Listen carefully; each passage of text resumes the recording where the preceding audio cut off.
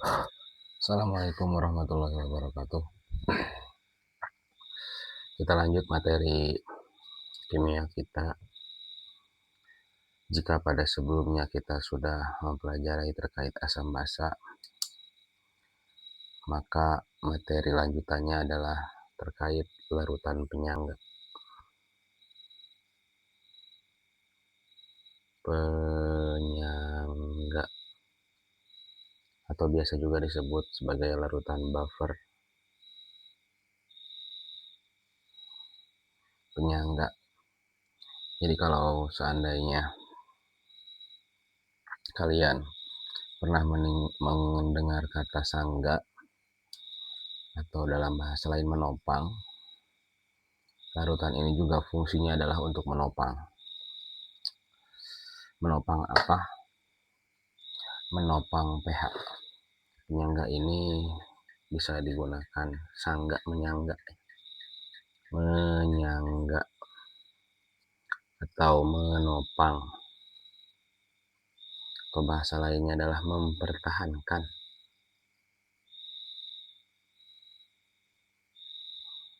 Kalian sehari-hari di rumah kalau menjemur pakaian masih menggunakan tali, pasti di tengah-tengahnya ditopang atau disangga oleh bambu atau oleh apapun itu agar talinya tidak sampai menyentuh tanah dan jemurannya tidak kotor. Jadi di sini larutan penyangga adalah larutan yang dapat menyangga, menopang atau mempertahankan pH. Ya. Jadi larutan penyangga adalah larutan untuk mempertahankan pH sehingga pH-nya tidak berubah. Jadi untuk mempertahankan pH, untuk tujuannya agar tidak berubah. Ketika pertama ditambahkan sedikit asam.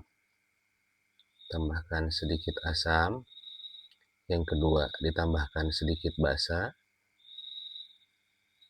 Dan yang ketiga ditambahkan air atau dilakukan pengenceran dengan air.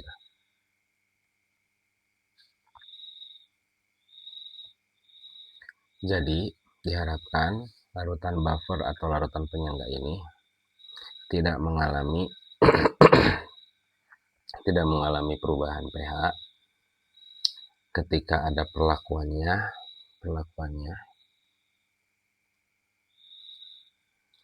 ketika dilakukan perlakuan penambahan sedikit asam maupun sedikit basa atau dengan pengenceran air, pH-nya tidak berubah.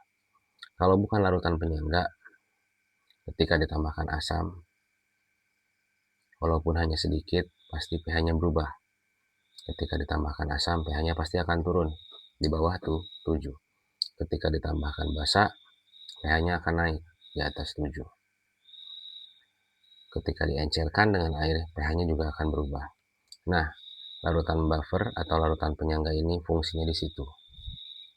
Untuk menyangga atau menopang atau mempertahankan pH. Sehingga nilai pH-nya tidak berubah pada perlakuan penambahan sedikit asam maupun sedikit basa atau pengenceran air. Pak, bagaimana kalau penambahan asam atau basanya banyak? Tetap larutan penyangga juga ketika penambahannya banyak akan berubah. Jadi di sini larutan penyangga ini hanya bertahan ketika penambahan asam atau basanya berjumlah sedikit. Oke, sebelum masuk ke materi, apa sih manfaatnya larutan penyangga?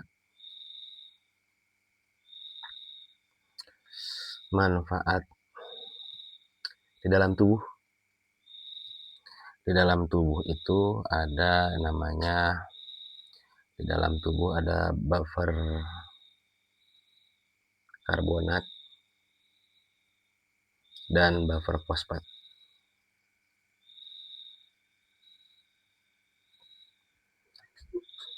Di sini lebih spesifiknya ada di dalam cairan inti sel dan di dalam darah.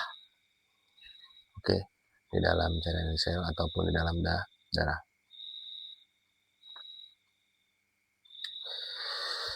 Buffer karbonat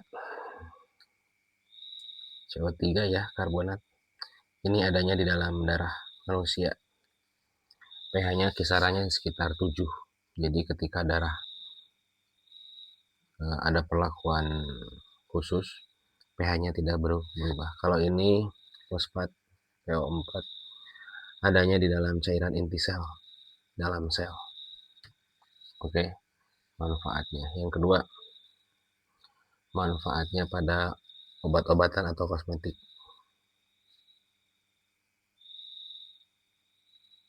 Atau juga mungkin semacam sampo, sabun. Diusahakan ketika menggunakan sampo dan sabun itu pH-nya tidak berubah, disesuaikan dengan pH dari kulit, pH dari kulit kepala, rambut, dan lain sebagainya. Itu manfaat larutan buffer yang kedua. Manfaat larutan buffer yang ketiga, pada makanan kaleng, makanan atau minuman kaleng.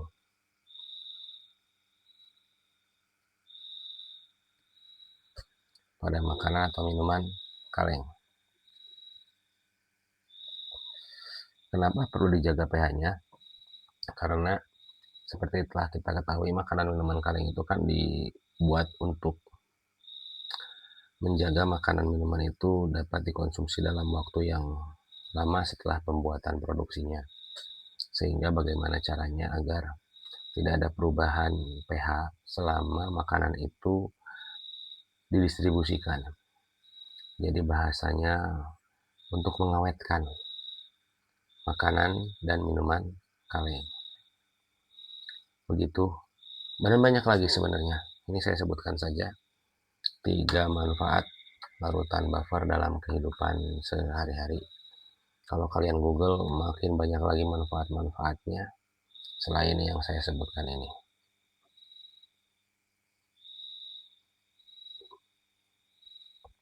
Oke. Kita masuk ke materi larutan penyangga atau larutan buffer.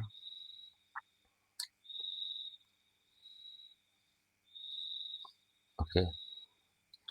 Larutan buffer. Larutan buffer ini ada 2 jenis. Ya. Ada larutan buffer asam dan ada larutan buffer basa. Ada larutan buffer asam dan ada larutan buffer basa. Larutan buffer asam ini terbuat dari asam lemah dan basa konjugatnya.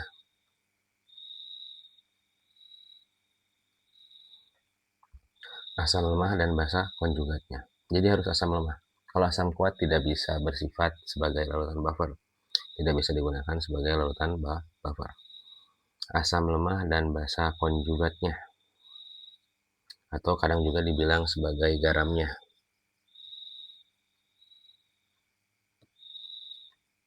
Oke. Sedangkan buffer basa, kalau buffer asam dari asam lemah, buffer basa berarti dari basa lemah beserta asam konjugatnya. Ya sama, ini istilahnya juga garamnya. Nanti kita lihat. Maksudnya asam konjugat, basa konjugat, berarti kita harus paham konsep asam basa, teori dari Bronsted-Lowry. Kalau kalian tidak paham teori dari Bronsted-Lowry, repot. Oke, jadi larutan buffer dibagi menjadi 2. Ada buffer asam, ada buffer basa. Kemudian untuk membuatnya,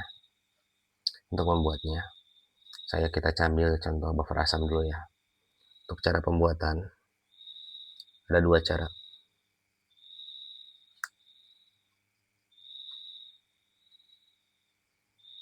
Yang pertama adalah metode langsung. Apa sih metode langsung ini? Berarti kita langsung mencampurkan asam lemah dengan basa konjugatnya. Contohnya ini asam lemah ya, asam buffer asam ya. Saya kasih contoh dari asam lemah.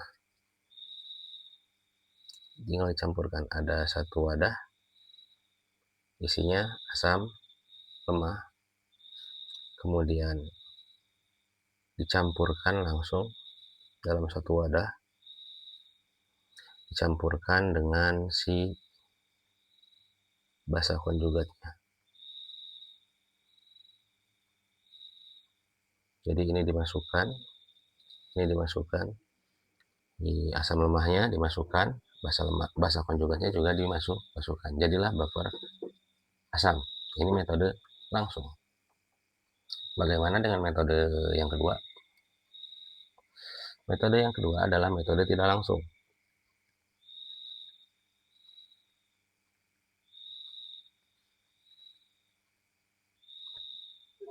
Metode tidak langsung untuk pembuatan dari buffer asam sama komponennya ada asam lemah. Dimasukkan, kemudian yang dicampurkan bukan basa konjugat tapi basa kuat. Apakah basa kuat dan basa konjugat sama? Beda. Oke, dicampurkan dengan basa kuat. Kita lihat reaksinya. Kalau untuk metode langsung, kita ambil contoh asam lemah, asam format ya, HCOOH. Ini asam lemah. Ketika dicampurkan dengan basa konjugatnya, HCOONA. Ini adalah basa konjugat. Maka larutan buffer ini langsung terbentuk. Sedangkan untuk metode tidak langsung, kita harus memahami reaksinya terlebih dahulu. Ini sama asam lemah, kita tambahkan dengan basa kuat. Apa basa kuat? NaOH. Ini basa kuat, bukan basa konjugat. Sehingga terjadi reaksi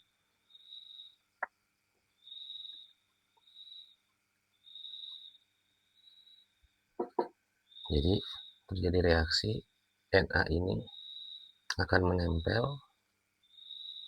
kemudian H ini akan mengikat OH. Ini produknya menurut konsep Bronsted-Lowry suatu zat yang mendonorkan proton atau H+ disebut sebagai asam. Maka spesies sisanya ini disebut sebagai basa konjugat. Sisa dari spesies basanya disebut sebagai asam konjugat. Oke. Sekarang kita lihat. Sama. Jadi, basa konjugat itu adalah basa yang terbentuk berdasarkan reaksi antara asam lemah dengan basa kuat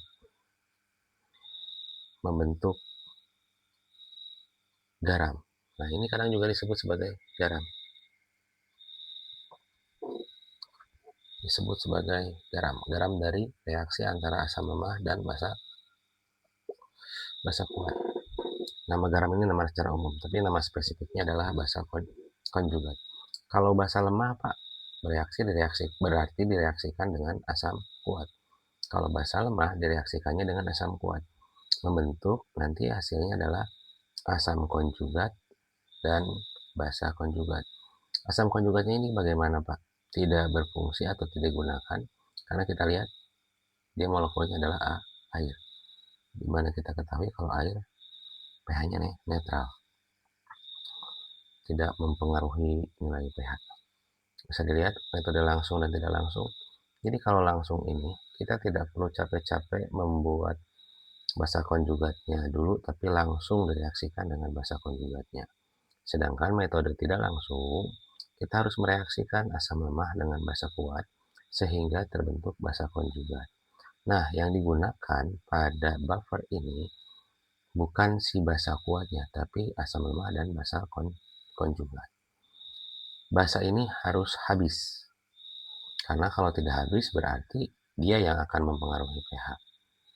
Oke, ini metode langsung dicampur saja asam lemah dengan basa konjugat, atau di bahasa lainnya adalah garam ya.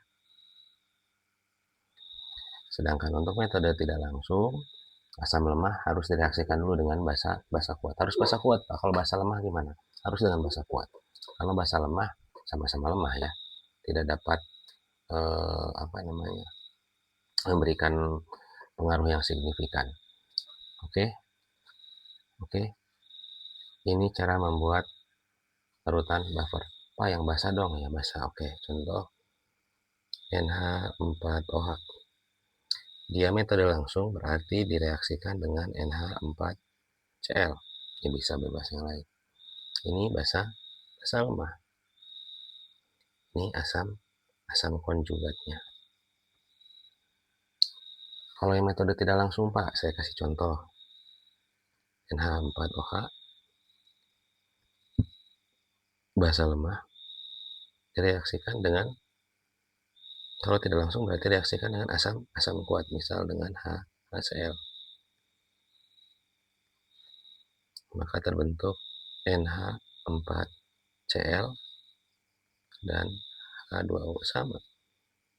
H ini akan mengikat OH, NH4 ini akan mengikat Cl. Nah, ini adalah asam konjugat. Ininya airnya jadi basa konjugat. Ya, sama. Jadi air ini bisa jadi asam konjugat, bisa jadi basa konjugat, tergantung dari reaksinya. Yang memberikan H+ disebut asam, yang menerima disebut basa. Sama. Ini yang memberikan asam, yang menerima basa. Yang memberikan asam, yang menerima basa. Hasil reaksinya, ketika asam lemah memberikan H+, maka dia menjadi basa konjugat. Dia mengikat natrium. Jika basa lemah menerima H+, maka dia bersifat sebagai basa. Nah, produknya asam konjugat. Jadi asam lemah basa konjugat ini sepasang, basa lemah dan asam konjugat ini sepasang. Sama-sama garam. Secara namanya sama-sama garam. Makanya kadang ada yang menyebutkan bahwa larutan buffer itu asam lemah dan garamnya, basa lemah dan garamnya. Lebih spesifiknya harusnya asam lemah dan basa konjugat, basa lemah dan asam konjugat. Oke. Itu cara pembuatannya. Pak, kita bisa tahu dia asam lemah atau basa lemah dari mana? Oke. Lebih gampangnya gini. Karena jumlah asam lemah dan basa lemah ini banyak, seperti biasa, kalau kita tidak bisa menghafalkan yang banyak, kita hafalkan yang sedikit. Lawannya asam lemah apa? Asam kuat. Asam kuat. Asam kuat ini bisa dihitung kok pakai jari. Ada 7 jenis. Apa saja?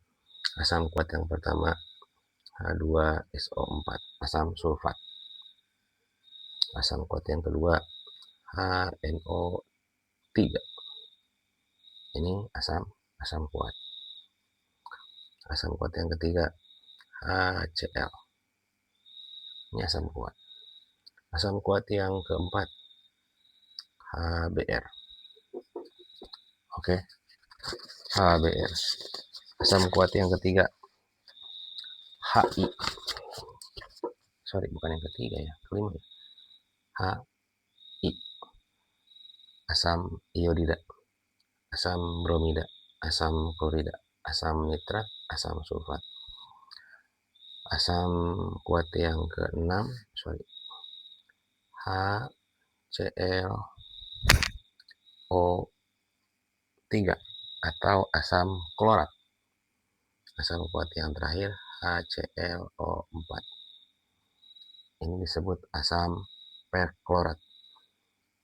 Jadi ketika asam yang ditampilkan bukan asam kuat, selain 7 ini berarti sebutannya adalah asam lemah. Ketika yang ditampilkan 7 ini berarti dia asam kuat. Oke, untuk paham mana asam kuat, mana asam lemah, dilihat dari derajat ionisasi atau kemampuan mengionnya. Makin besar mengionnya berarti makin kuat pengaruh asamnya, makin rendah makin lemah pengaruh asamnya. Itu secara konsep. Untuk secara mudahnya kalian menghafal, ya hafalkan saja yang asam kuat saja. Berarti selain 7 ini asam lemah. Untuk yang basa kuat bagaimana, Pak? Ini lebih mudah lagi. Kalian tahu golongan 1 ada apa saja? Selain hidrogen ya, litium, halina kawin, ruben, CS. Litium, natrium, kalium, rubidium, cesium. Oke. Kemudian golongan 2A, besok minggu camping seru bareng, BA. Ini kalian tinggal tambahkan OH saja. Ini golongan 1 ya. Litium, natrium, kalium, rubidium, cesium golongan 1. Golongan 1 muatannya plus 1. Basa OH itu muatannya min 1. Berarti cukup ditambahkan OH. Ini adalah basa kuat. 1, 2, 3, 4, 5. Oke, besok minggu camping seru bareng rame. Golongan 2A muatannya plus 2. Sedangkan OH min 1 berarti OH-nya harus ada 2.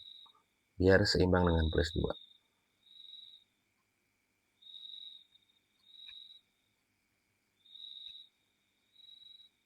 Nah, 6, 7, 8, 9, 10.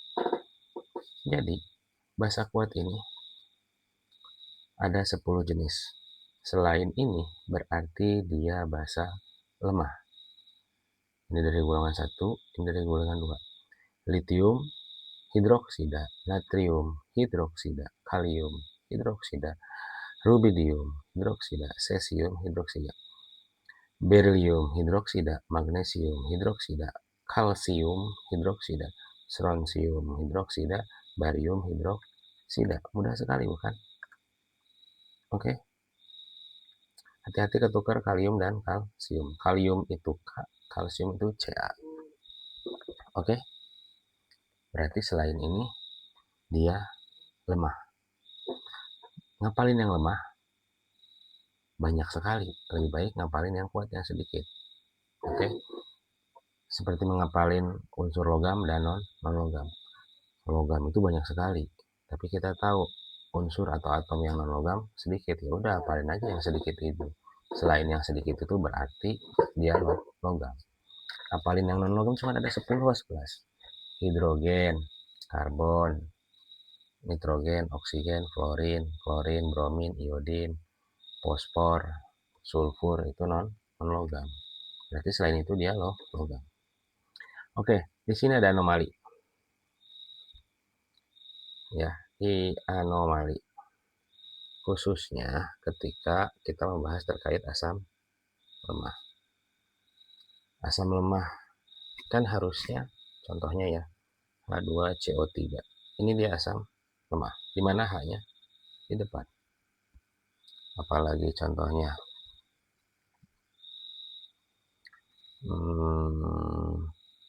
contohnya HCN, asam sianida. Di mana H-nya? Di depan. Tapi bagi asam organik, asam lemah ya, asam lemah organik, ada suatu anomali dalam penulisan. Misal saya ambil contoh tadi asam format, HCOOH, asam format, asam semut biasa dipanggilnya.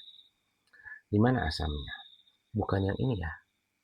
Asamnya ditulis di belakang. Kenapa berbeda seperti ini, Pak? Karena memang kaidah penulisan pada senyawa kimia organik berbeda dengan yang sedang kita pelajari. Ada aturan-aturan khusus seperti pada alkana, alkena, alkona yang minggu lalu. Jadi asam organik contohnya dalam asam format itu hanya ada 2 gram. Contoh lainnya asam asetat Di mana H-nya? Bukan yang ini, tapi yang di belakang. Jadi penempatannya ada di belakang. Pak, kalau di belakang harusnya minus dong. Kayak OH. OH kan di belakang, minus. Tidak, tetap. Untuk pengionannya, dia tetap. H-nya tetap positif. Yang negatif yang HCO-. Memang sedikit bikin pusing ya. Atau bikin ngeselin ya. Tapi tidak apa-apa. Mudah-mudahan kalian paham, karena ini hanya sedikit saja yang kita pakai. Biasanya asam format, asam asetat, kemudian asam benzoat. Itu haknya yang ada pada bagian belakang. Untuk muatan dan lain sebagainya tetap sama, dia bermuatan positif. Sama seperti ini kan sama, jadi H plus dan CO3 2-. Ini jadi H plus dan Cn-, sama saja. Hanya penulisan saja, sehingga ketika direaksikan, misal tadi kayak contoh HCOOH dengan NaOH, kita tahu mana kepalanya Na, mana ekornya OH.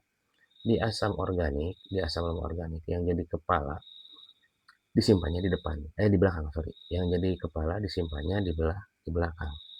Jadi ketika kalian mereaksikan, maka ini kan positif ya.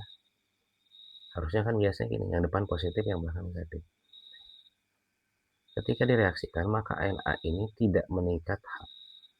Ini kepala, ini ekor. Jadi konsep kepala ekor ini agak memusingkan untuk di asam lemah organik. Jadi si Na ini akan mengikat si HCOO-nya, bukan mengikat si H-nya. Karena di asam lemah organik, yang positifnya itu ada di belakang, bukan di depan. Jadi Na ini kepala akan mengikat kepala lagi. Untuk menghilangkan kebingungan, maka konsep kepala ekornya dilepaskan dulu untuk asam lemah organik. Jangan pakai kepala ekor, tapi kita pakainya adalah positif negatif. Yang jelas kalian harus ingat bahwa pada asam lemah organik, yang jadi kepalanya ada di belakang, atau yang jadi positif ada di belakang. Jadi ini produknya adalah HCOONA plus HOH. Ini yang benar. Kalau kalian pakai konsep kepala ekor, takutnya misinformasi. Jadinya malah kepala ikat ekor. Jadinya contohnya NaH plus HCOOH. Nah, ini salah. Yang benar adalah yang atas. Oke, begitu. Ini untuk anomali yang terjadi pada asam lemah organik. Mudah-mudahan kalian paham. Kalau tidak paham, nanti kita bahas di kelas. Pak, kenapa penulisannya seperti ini? Sudah ketentuan pada senyawa kimia organik, penulisan asam format, asam asetat, asam benzoat, itu posisi H-nya disimpan di belakang.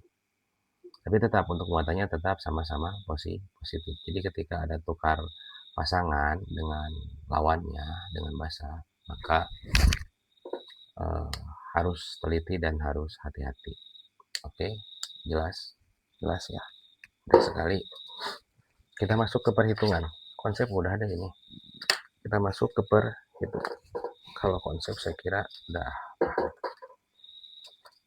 sangat simpel sekali perhitungannya. Untuk buffer asam, karena kita tahu bahwa asam lemah ini punya Ka dan basa lemah punya Kb, maka pada rumusnya juga sama. Rumusnya adalah kita pertama mencari konsentrasi H+.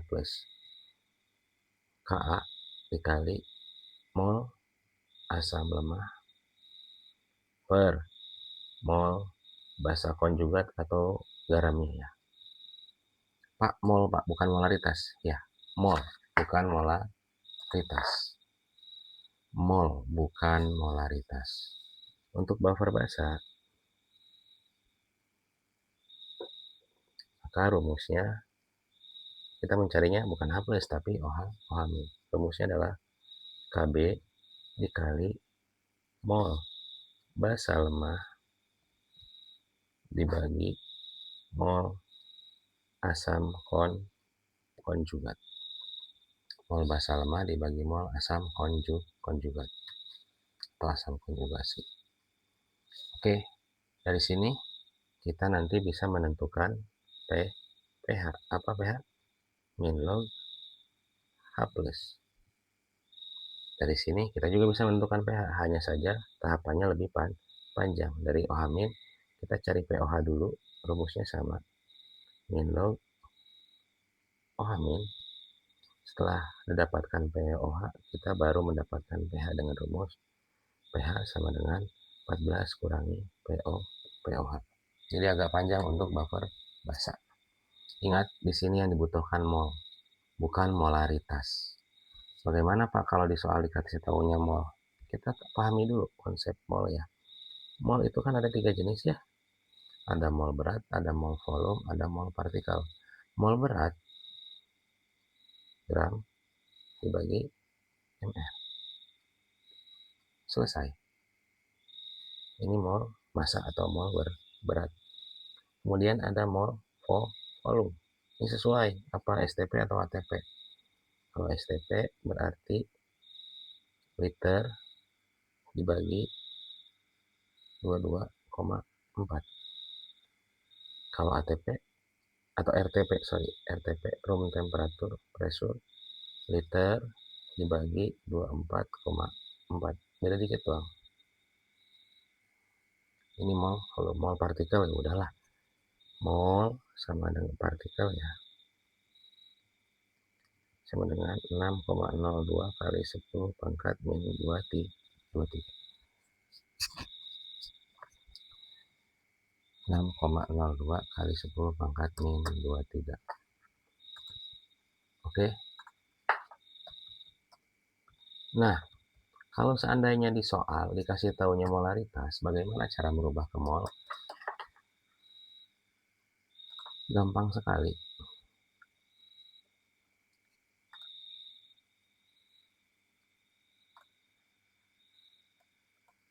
Gampang sekali.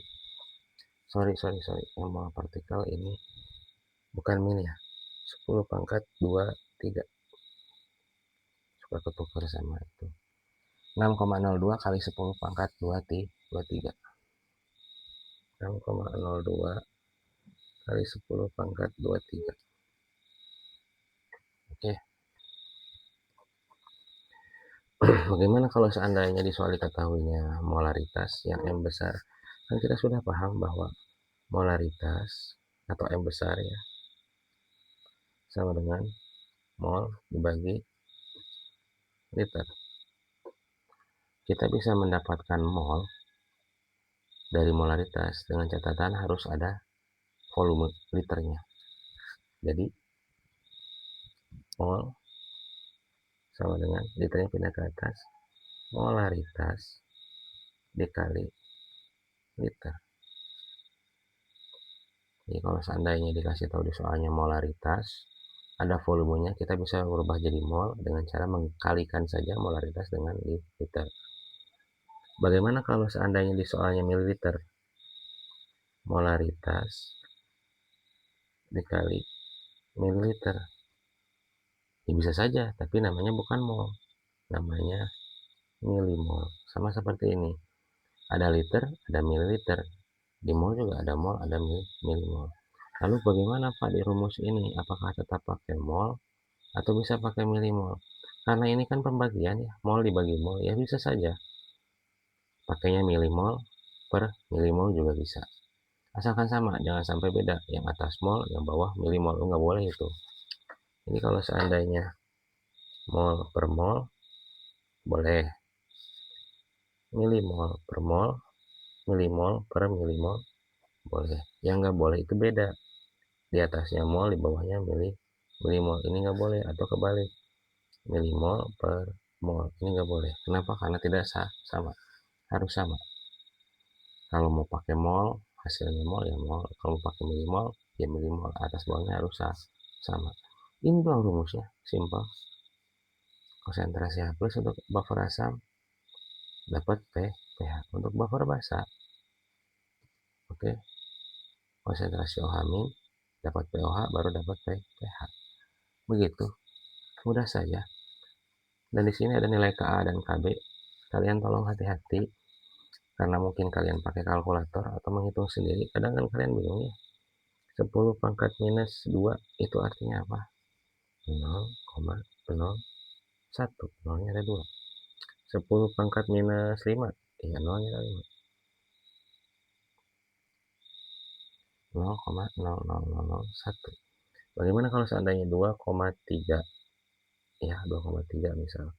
Kali 10 pangkat minus 3 misal. Berarti nolnya ada 3. Masukkan angka 23-nya. Komanya simpan. Oke? Oke. Dan kalau pakai kalkulator, kalian hati-hati lihat ujung sebelah sini nih. Suka ada hasil itu. Pangkat berapa kali 10 pangkat berapa. Pangkat min berapa. Hati-hati. Pak, kalau 0,3 kali 10 pangkat min 3 berarti ya sama 0 ya 3. Gimana satuannya? 0 ya, berarti 0, 3. Nolnya nambah. Karena penulisan setelah 0 ini angka satuan dulu. Kalau ini kan 0,0023 langsung aja. Kalau ini 0,00 karena depannya 0 juga ditulis 0,3. Bagaimana kalau seandainya 10,3? Berarti kan 0,00 ya. 10 bukan 10 karena 10 maka satunya di sini 0,3 sehingga jadinya 0,0103. Oke. Oke, satuannya mana? Satuannya kan 0. Ya, harusnya kan ditulisnya 0. Tapi di sini ada 10, satunya simpan di depan. Oke. Oke. Jadi di posisinya itu satuannya ada di posisi selanjutnya. Sini. Berhubung yang ini mah satuannya di 0, ketepatan 0 dan di puluhannya ada 1. Berarti si puluhan ini menempati satu angka di depan posisi satuan. Kalau 100 ya di depannya lagi. Itu. Ini harus dipahami ya. Kalian menuliskan ada desimal bilangan berpangkat, ada desimal murni seperti ini. Jelas? Saya kira jelas ya, mudah sekali. Apalagi ya mau disampaikan? Cukup kayaknya ngejelasinnya. Saya kira cukup. Apalagi? Mudah sekali. Ngejelasin terkait pengertian pengertian larutan buffer udah ya. Apa pengertiannya larutan buffer? Adalah larutan yang bisa mempertahankan pH atau bisa mempertahankan pH pada kondisi penambahan sedikit asam maupun penambahan sedikit basa maupun pengenceran dengan air. Apa sih pengenceran? Menambahkan air pada suatu larutan sehingga volumenya bertambah. Itu namanya pengenceran. Kalau lawan pengenceran itu pemekatan, berarti mengurangi volume sampel, volume larutan sehingga volumenya menjadi lebih sedikit. Itu namanya pemekatan. Oke, manfaatnya udah saya jelaskan. Macam-macam asam kuat, basa kuat udah. Terus cara pembuatannya juga udah. Jenis-jenis larutan penyangga. Penyangga itu ada 2 jenis ya. Ada buffer asam, ada buffer basa. Kemudian cara membuatnya juga udah. Kalian pahami bahwa pembuatan itu ada langsung dan ada tidak langsung. Ada langsung dan ada tidak langsung. Oke. Kemudian cara mencari rumusnya udah. Tadi anomali pada asam lemah organik sudah saya jelaskan. Apalagi ya? Udah. Rumusnya udah. Saya kira cukup ya, itu aja penjelasannya. Ya. Ini misalkan molaritas di soal. Oke. Ini bilangan berpangkat pada KAKB udah. Apa? Latihan contoh Pak, contoh soal boleh lah, boleh. Kita kasih contoh soal. Misal contoh soalnya kita punya pembuatannya tidak langsung ya. Misal kita punya HCOOH direaksikan sama misalkan dengan MgOH 2 kali. Nah, kita kan belum tahu ya garamnya itu apa, atau ini apa, asam lemah. Ini basa apa, kuat. Berarti ini metodenya tidak langsung, karena hanya dikasih tahu asam lemah dan basa kuat, tidak ada basa konjugat. Basa konjugat itu berarti dia setipe dengan asam lemah, hanya ada modifikasi di bagian pengganti hidrogennya. Oke, misalkan ini ada 200 ml, konsentrasinya 0, berapa ya, 0,1 m. Nah, misalkan di sini 25 ml, sama deh 0,1 m misal. Maka sebelum masuk ke ranah perhitungan, kita selesaikan dulu reaksinya. Mana yang positif, ini yang positif, ini yang negatif. Nah, asam lemah organik rada berbeda sedikit, positifnya di belakang. Jadi si Mg ini akan mengikat ke HCOO, si H ini juga akan mengikat ke OH. Jadi nanti bentuknya adalah HCOOMg ditambah HOOH. Kita cek koefisiennya. Oke, ini dibacanya satu kesatuan ya. Ada 1, di kanan ada 1, selesai. H-nya ada 1, di kanan ada 1, selesai. Mg-nya ada 1, Mg-nya ada 1, sudah selesai. OH-nya ini ada 2, di sini OH-nya ada 1, berarti ini harus dikali dengan 2. Oke, kalau ini dikali dengan 2, berarti si H di sini juga harus dikali dengan 2. Karena OH-nya ada 2, H-nya ikut-ikutan dikali 2, ini koefisien ya. Jadi H di depan juga dikali 2. Karena H di depan dikali 2, berarti COO-nya juga, COOH-nya juga harus dikali dengan,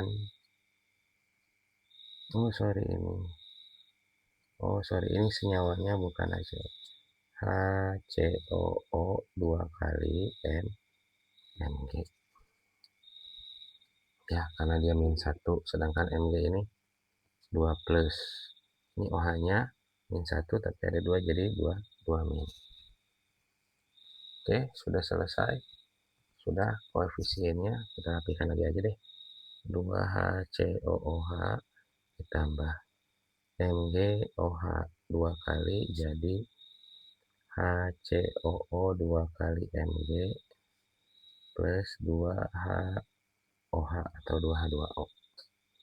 Koefisiennya 2, 1, 1, 2. Konsentrasinya, tadi saya sudah bilang kita butuh mol. Berarti ini tinggal kalikan saja, molaritas dikali nih, mili sesuai dengan rumus yang tadi saya sampaikan. 200 kali 0,1, berapa hasilnya? 20 milimol. Mg 25 kali 0,1 berarti 2,5 milimol. Sudah seperti ini bagaimana? Kita kan belum ada konsentrasi si garamnya ini. Sedangkan buffer itu asam lemah dan garamnya, bukan dengan basa kuat. Nah, catatan dia bisa jadi buffer dengan catatan si basa kuat ini harus habis. Berarti basa kuat ini harus jadi larutan pembatas atau senyawa pembatas. Harus habis. Kalau di sini ada mula-mula, ada reaksi, ada sisa. Si ini tuh harus habis. Berarti kalau habis di sini 2,5 milimol. Ini kan habis ya. Si basa kuatnya. Kalau ketika buffer basa berarti di sini asam kuat. Ini kita pakainya buffer asam, di sininya basa kuat. Basa kuatnya harus habis. Nah, pertanyaannya, berapa konsentrasi HCOH-nya? Lihat koefisien. Kalau 1 2,5, kalau 2 berarti 5. Atau bisa kalian dengan perhitungan begini. Koefisiennya yang kita butuh COH berarti 2 koefisien COH-nya per 1 dikali 2, dapat 5 milimol. Kalau nggak paham perbandingan koefisien yang kita cari, koefisien yang diketahui, milimol yang diketahui. Oke, berarti sisanya berapa di sini? 15 milimol. 15 milimol. Kita kan butuh konsentrasi ini. Ini metode tidak langsung ya. Kalau metode langsung saja masukkan molnya. Kalau metode langsung. Berarti ini 1 koefisiennya 1, koefisiennya 1 berapa di sini? Sama berarti 2,5 milimol. Yang awal gimana Pak? Belum ada. Kan awal belum ada. Kalau yang air mau dikerjain nggak apa-apa, mau dikerjain silahkan, nggak dikerjain nggak apa-apa, karena kita hanya butuh konsentrasi dari si basa konjugatnya atau si garamnya. Sama kayak tadi, berapa? Kalau 1 2,5, kalau 2 berarti 5 milimol. Oke, sisanya berapa nih? Ini 2,5 milimol. Ini 5 milimol. Mana yang kita pakai? Yang kita pakai konsentrasi sisa si asam lemah dan konsentrasi si garamnya. Ini basa harus habis. Kalau basanya tidak habis berarti ada sisa misalnya, berarti dia bukan buffer, bukan larutan penyangga. Ya, yang ini paham kali ya? Koefisien yang dibutuhkan, yang kita butuhkan konsentrasinya satu per koefisien yang kita zat yang jadi pembatasnya 1, konsentrasinya 2,5, sama kan? Berarti hasilnya 2,5 milimol. Ya, baru hasil ini udah dapat, kita masuk apa? Buffer asam, berarti langsung H+. Ka-nya berapa? Misal di sini kasih tahu di soal ya, misal Ka sama dengan 10 pangkat minus 5 deh, misal. Berarti di sini Ka dikali mol asam lemah per mol basa konjugat. Ka-nya 10 pangkat minus 5 ya, dikali berapa molnya asam lemah? 15. Mol basa konjugatnya 2,5. Tinggal hitung 10 min 5 dikali 15 bagi 25, 6 ya.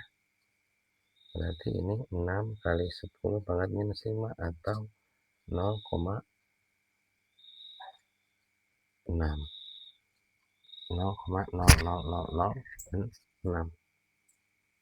Dari sini baru kita hitung pH-nya. pH sama dengan min log H+. H+-nya berapa? Min log 0,00006. Ya, hitung deh pakai kalkulator. Kalau nggak punya kalkulator Pak, ya gampang.